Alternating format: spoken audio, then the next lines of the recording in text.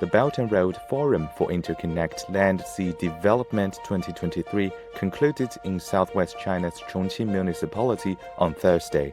Experts who attended the forum have spoken highly of cooperation opportunities brought by the BRI. We are supporting it from the first moment. One of the first projects was the construction of these high-speed trains. That's something we can achieve development of economy, of people exchange, of better connection. BRI is one of the rare initiatives which is not based only to the interest of one country or one group of countries. 中国是泰国的最大的投资国，数字、电子、绿色、康养等等这方面的合作，这是泰国所需求的。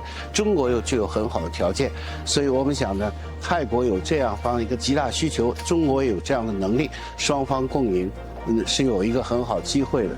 Argentina has been the first major country in Latin America to become a part of the Belt and Road Initiative. Well, for example, the successful development of the railway infrastructure project is contributing to Argentina's exports to Asian markets. I'm sure that in the next few years we will see all the results, the outcomes of the development of the Belt and Road Initiative, mainly related to more production, more exports from Latin America to the world and specifically to Asian markets.